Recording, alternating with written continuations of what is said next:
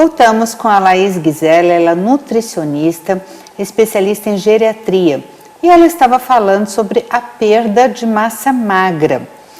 E eu gostaria de saber, Laís, no último bloco você estava falando que é muito comum as pessoas, com o passar da idade, perderem massa magra. Isso.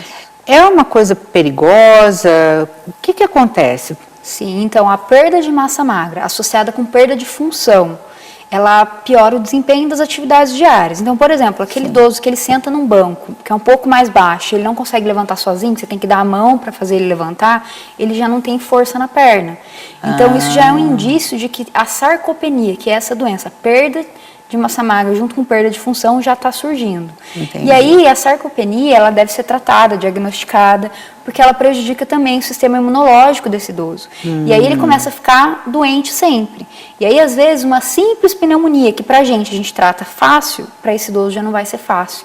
Pode até ser fatal, por conta dessa, do corpo estar muito fragilizado.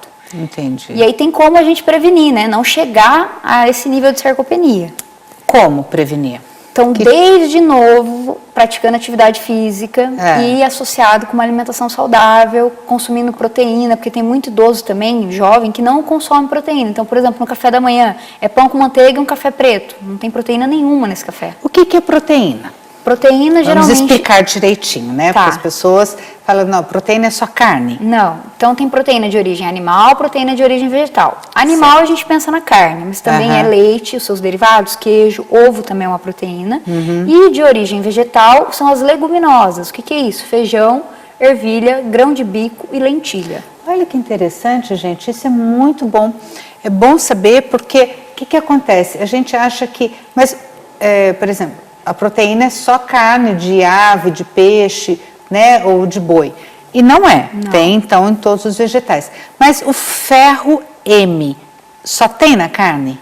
Ele é absorvido melhor na carne. Então, assim, o problema da proteína de origem vegetal é isso. Ela tem menor quantidade e também tem menor quantidade de proteína também. Então, você teria que consumir uma grande quantidade de feijão, por exemplo, para suprir a necessidade do ferro M, que tem bastante ali na carne. Entendi. Isso. Agora, é verdade que se eu comer carne e alguma coisa ácida, por exemplo, um suco de laranja, esse ferro M ou a carne... É melhor absorvido. Vai ser melhor absorvido? Sim. Então, verdade, não é lenda isso. Não é o ácido em si, o que a gente fala é a vitamina C.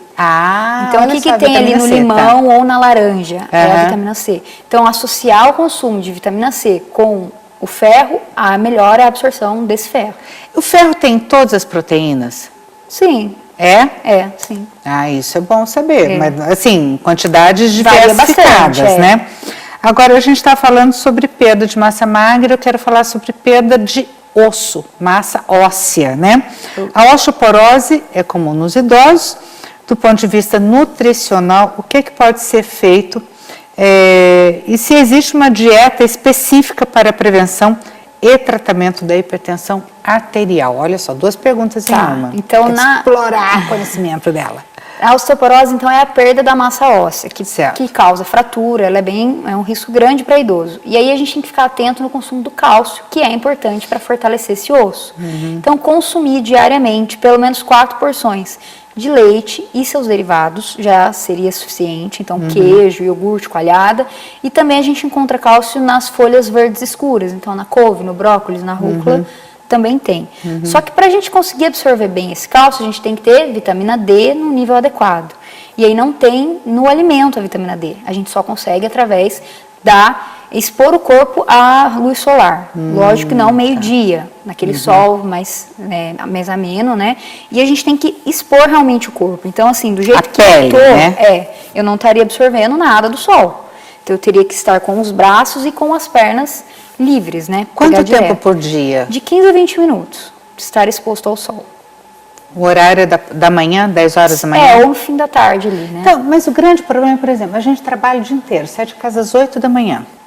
Volta, sai do trabalho às 6 da tarde, chega em casa, não tem mais sol, né? Como é que a gente faz? Aí teria que suplementar através de cápsulas. Tá. Então existe suplemento. Sim. Existe suplemento. E com relação aqui, você falou da hipertensão arterial. Como é que a gente pode estar, através dos alimentos, controlando e prevenindo essa hipertensão, ou seja, o aumento da pressão arterial, que é pressão alta, gente. É isso, né? Então, tem uma dieta específica para isso, chamada dieta DASH. Ela já tem há mais de 20 anos, foi feito um estudo nos Estados Unidos para comprovar. E aí ela é assim, basicamente o consumo de frutas, verduras e legumes, leite e derivados, porém com baixa quantidade de gordura, seriam os desnatados ou queijo Minas. Carne, ela prioriza o consumo de carnes brancas, que tem menor quantidade de gordura saturada, então peixe e frango, evitar o consumo de carne vermelha. Tá? Porque esses alimentos todos juntos, eles são ricos em 3 nutrientes, cálcio, potássio e magnésio. Quando a gente consome esses 3 nutrientes em quantidades adequadas, eles são hipotensores por si só. Consumiu esses 3 nutrientes, a pressão já consegue baixar. Gente, que fantástico isso. Isso tudo só de consumir, misturando os alimentos ali? Isso. Lógico que se você diminuir o consumo do sal também ajuda. Sim. E aí depois existem alguns alimentos específicos. Então o alho, ele tem um composto chamado alicina, que também ajuda a diminuir a pressão. O chocolate amargo, ele tem compostos bioativos que também ajudam. E o próprio ômega 3 presente nos peixes também auxilia nesse processo. É tal da história do ômega 3. Vamos já buscar a história do ômega 3. Né? Tá.